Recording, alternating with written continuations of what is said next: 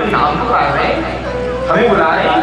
सब गोपियां अपने अपने कार्य को छोड़ करके चल दी महाराज, क्योंकि संध्या का समय है और घर में बहुत काम होते हैं। कोई गोपी गाय का दूध निकाल रही है, कोई घर का काम कर रही है, सब अपने अपने कार्य को छोड़ करके चलते हैं। दुयन्त्यो भिययोकाश्चे दोहं हित्वा समोत्सुका पयोदिशत् संयावे मनोदास्या पराययो। कोई गोपी गाय का दूध निकाल रही है राजन, और मुरली की धुन कानन में आई, आधो दूध निकाले आधो छोड़ दियो, बछड़े को छोड़ दिया। ए भैया हमारे कन्हैया हमें बुलाए, खूब दूध पी ले, और बाल्टी वहीं रख गई। अगर भूख को रह जाती है बाल्टी को दूध पी लीजो। हाँ, हम हमारे कन्हैया से मिल भी जा रही है और पड़ी। एक गोपी अपने पति को भोजन करा रही है और सास में नमक कम रह गयो। हे देवी ने नमक लेके आई हो। अब रसोई घर के द्वार पे पहुंची, इतनी देर में कानन में मुरली की धुन आ गई और मुरली में अपनी आवाज अपना नाम सुनो तो जल्दी जल्दी में नौन की जगह पूरे को डिब्बा उठा ले और महाराज सब्जी में शक्कर डाल के और दौड़, अरे कहाँ जा रही हो? बोले कन्हैया मुझे बुला रहे, कन्हैया से मिलने जा रही है। दौड़ पड़ी। एक गोपी जाने लगी तो उसके पति ने कमरे के अंदर बंद कर दिया। बहुत तो कन्हैया से मिलती है, आज मैं देखता हूं कि तू कैसे गई। कमरे के अंदर बंद किया और बाहर से ताला लगा दिया।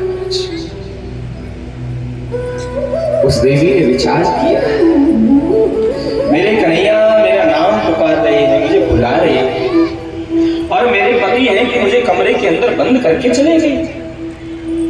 ईश्वर पुकारिए जीव ना जाए, ऐसा कैसे हो सकता है? ठीक है, मेरे पति को मेरे शरीर से प्रेम है तो ठीक है, मैं इस शरीर को उनके पास छोड़ करके जाऊंगा, लेकिन इस शरीर के अंदर जो आत्मा है उस आत्मा को तो परमात्मा से मिलने से नहीं रोक सकते ना। और उस देवी ने कन्हैया से मिलने के लिए अपना शरीर त्याग दिया और आज उसकी आत्मा सबसे पहले सबसे आगे लाइन में कन्हैया से मिली। सब गोपियों से काम उल्टा हो रहा है। लेगा धरो है शीश पे दई चोनरी पार, पति अन रोके ना रुकी छोड़ चली घरेगा। दार में दूध अंगार में चावल, साके बंदार पे गोबर डालो, और खीर में नून मिलाए गई।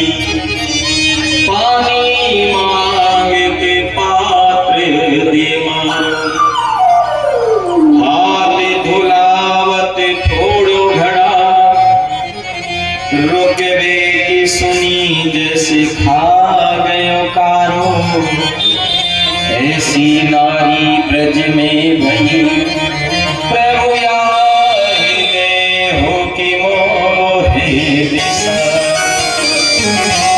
गोपियों से सारा काम उल्टा सीधा हो गया आज। जल्दी जल्दी कहीं देर ना हो जाए कन्हैया से मिलने के। और झुंड की झुंड चारों तरफ से जब कन्हैया ने अपनी ओर आते हुए देखा तो कन्हैया ने सब गोपियों का स्वागत किया। क्योंकि कोई भी द्वार पर आए हमारे तो हमारा कर्तव्य बनता है कि हम उसका स्वागत करें। अब कन्हैया से मिलने सभी गोपियां आ रही हैं तो कन्हैया ने सभी का स्वागत किया। स्वागतम वो महाभाग प्रियम किम करवाणि वै व्रजस्यानामय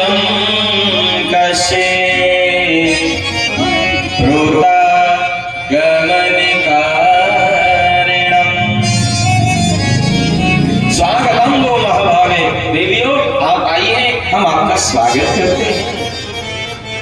और जैसे ही कन्हैया ने सब गोपियों का स्वागत किया तो सब गोपियां बड़ी प्रसन्न हुई महाराज। अरे कन्हैया ने हमें बुलाया, हमारा नाम पुकारा और हम आगे तो हमारा स्वागत तो कर रहे हैं, लेकिन फिर प्रश्न भी कर दिया स्वागत के बाद। वृजस्यानामयं कस्य वृतागमन कारणम, देवियों आप आई हैं इसलिए हमारा कर्तव्य बनता है कि हम आपका स्वागत करें, लेकिन आप क्यों आई हैं? आपका आने का कारण क्या है? ये हम अभी समझ नहीं पाए, बताइए ना। अब गोपियां क्या कहें कि हम क्यों आई, कैसे बताएं कि हम क्यों आई? गोपियों का मन उदास हो गया। कन्हैया पहले तो हमारा नाम पुकारता है और आगे तो स्वागत भी करता है, पूछ भी रहा है क्यों आई है। हे कन्हैया तू अपनी मुरली को बजाया मत कर, क्योंकि जब ये तेरी मुरली बजती है ना कन्हैया तो हमारा मन किसी भी काम में नहीं लगता है, बस यही करता है कि हम तेरी मुरली को सुनते रहे। कन्हैया बोले देवियों ये तो आपने ठीक नहीं किया है। अरे हमारे पास और कोई काम नहीं है, गाय चराते हैं और मुरली बजाते हैं, लेकिन तुम्हारे पास तो बहुत काम है देवियों घर में। मैं तो 24 घंटे मुरली बजाता रहूंगा तो क्या तुम सदैव मेरी मुरली को सुनती रहोगी? गोपियां कहती हाँ कन्हैया श्याम तेरी बंसी पागल कर जाती है, श्याम तेरी बंसी पागल कर जाती है, श्याम तेरी बंसी पागल कर जाती है, श्याम तेरी बंसी पागल कर जाती है। सोने की होती तो सोने की होती तो वो घायल कर जाती है, मेरी बंसी पागल कर जाती है।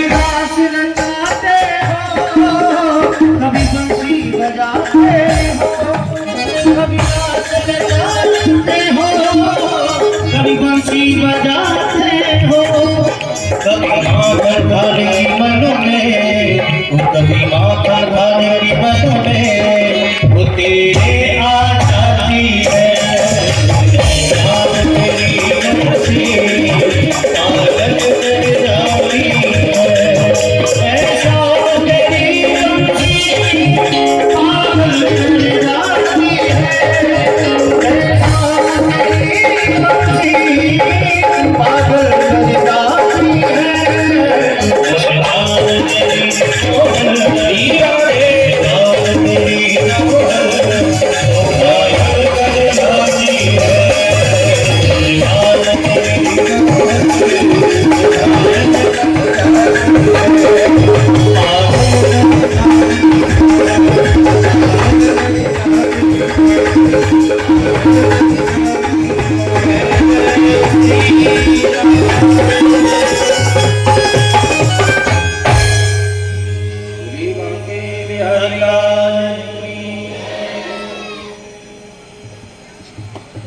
सुखदेव जी महाराज कहते हैं, राजन आज सभी गोपियों ने कहा कि कन्हैया या तो मुरली बजाया मत करो, और बजाते हैं तो फिर ये मत पूछो कि हम क्यों आई हैं, क्योंकि कन्हैया इस मुरली को सुनने से हमारा मन बस यही करता है कि अब हम कोई कार्य ना करें, तुम्हारे पास इस मुरली को सुनते रहे। कन्हैया कहते हैं, देवियों ये आपने ठीक नहीं किया है। अब कन्हैया गोपियों को समझाते हैं। भगवान के द्वार पर कोई जाता है तो पहले भगवान भक्ति की परीक्षा देते हैं, ये भक्त कच्चा है कि पक्का है, परीक्षा लेते हैं। अब गोपियां आई हैं तो भगवान विचार करते हैं कि हम इनके साथ में नृत्य करेंगे, कहीं ये बीच में छोड़ के तो नहीं चली जाएंगे, इसलिए पहले भगवान उनकी परीक्षा लेते हैं। उनको समझाया, देवियों मैंने मुरली को बजाया और आप चली आई, ये आपने ठीक नहीं किया, ये पतिव्रता नारी का लक्षण नहीं है देवियों। अरे मेरा तो काम है मुरली बजाना, लेकिन आप अपने घर को रात्रि में छोड़ करके चली आई, ये ठीक नहीं किया, एक पतिव्रता नारी का लक्षण नहीं है देवियों। जाओ और जाकर के अपने पति की सेवा करो, अपने परिवार की सेवा करो, अपने बुजुर्गों की सेवा करो, अपने बच्चों का लालन पालन करो, उसी से तुम्हारा कल्याण होगा। भगवान कहते हैं, देवियों दुशीलो दुर्भगो व्रतो जड़ो रोगे धरो पीवा पति स्त्रीभिर्निहातव्यो लोकेषु धीरे पातकी। भगवान कहते हैं, या तो आप विवाह करिए मत, और अगर विवाह किया है तो पति और पत्नी दोनों का कर्तव्य बनता है कि जीवन भर एक दूसरे का साथ निभाएं। देवियों मदी कैसा भी हो, चाहे गरीब अवस्था में हो चाहे अमीर अवस्था में हो, दुस्सीलो दुर्भगो वृद्धो जड़ो रोगे धनो पीवा। धनवान है चाहे गरीब है, चाहे रोगी है चाहे निरोगी है, कैसा भी है, या तो विवाह करिए मत, और अगर विवाह कर लिया है तो दोनों का कर्तव्य बनता है कि जीवन भर एक दूसरे का साथ निभाएं। जब तक इस शरीर में सांसें हैं तब तक इस दूसरे का साथ निभाएं। यही एक पतिव्रता नारी का लक्षण है देवी। और आप हैं कि आपने घर को छोड़ करके चली है, ये आपने ठीक नहीं किया। जाओ अपने बुजुर्गों की सेवा करो, क्योंकि देवियों बुजुर्गों की सेवा में ही भगवान की सेवा है, इसलिए अपने बुजुर्गों की सेवा करो। और बड़ों की सेवा बच्चे नहीं करेंगे तो कौन करेगा? इसलिए आज भगवान कहते हैं मेरी मुरली को सुनने से आपको कुछ भी मिलने वाला नहीं है। इसलिए जो घर में तुम्हारे भगवान बैठे उनकी आप सेवा करिए, और जो बुजुर्गों की सेवा से आशीर्वाद मिलता है वो जीवन के सारे कष्टों को हर लेता है। आज भगवान ने गोपियों को समझाया और गोपियां गर्दन नीची करके रोने लगी। पहले तो कन्हैया हमें बुला रहे और आ गए तो हम समझा रहे, हे कन्हैया हम अपने बुजुर्गों की भी सेवा करते हैं, ऐसी बात नहीं है कि नहीं करते। हमें मालूम है हमारा धर्म क्या है, हम अपने बड़ों की सेवा करते हैं, अपने पति की भी सेवा करते हैं, अपने बच्चों की भी सेवा करते हैं। लेकिन कन्हैया जब ईश्वर भी हमारे साथ में है तो तनिक ईश्वर की भी तो सेवा करनी चाहिए ना। कन्हैया कहते हैं देवियों, एक पति का नारी है, उसके पति रोज कमाने के लिए जाते हैं, उसका एक बच्चा है, एक नन्हा सा बालक, 1 वर्ष का बालक। घर में यज्ञ कुंड बनाया हुआ है और दोनों पति पत्नी रोजाना यज्ञ करते हैं, और उस यज्ञ कुंड में अग्नि सदैव प्रज्वलित रहती है। एक दिन पति वापस जल्दी घर लौट आए और घर में पत्नी अनाज साफ कर रही है बैठकर, बच्चा खेल रहा है। पति अपनी पत्नी के पास में आकर के बैठ गया, दोनों आपस में बातें करने लगे और बातें करते करते बैठे बैठे पति को नींद आ गई और अपनी पत्नी के पैरों पर सिर रख करके सो गया। वो नन्हा सा बालक खेलता खेलता धीरे धीरे आगे बढ़ा और उस अग्नि कुंड के पास में पहुंच गया। कन्हैया कहते हैं देवियों, उस देवी ने देखा कि मेरा बालक अग्नि कुंड के पास पहुंच गया है और इसमें अग्नि प्रज्वलित है, जल रही है, और अगर मैं उठ करके नहीं गई तो मेरा बच्चा इसमें गिर जाएगा और जलकर के राख हो जाएगा। लेकिन फिर विचार किया, अभी अभी मेरे पति आकर के सोए हैं, अगर उठ करके गई तो इनकी निद्रा भंग होगी। उसने भगवान को याद किया, हे प्रभु आपने हमें असमंजस में डाल दिया, इधर मेरा बेटा है, इधर मेरे पति। बेटे को बचाने जाती हूँ तो पति की निद्रा भंग होती है, पतिव्रत धर्म नष्ट होता है, और अगर बेटे को नहीं बचाती तो बेटा जल करके मर जाएगा। और अंत में फैसला किया, हे प्रभु मैं अपने पति की निद्रा भंग नहीं कर सकती, चाहे मेरा बेटा इस अग्नि कुंड में गिर करके राख ही फैला दे। और वो बालक उस अग्नि कुंड में गिर गया। वो देवी बैठे बैठे रो रही है, मेरा बेटा जल रहा होगा, अग्नि जला रही होगी, आंखों से आंसू बहने लगे।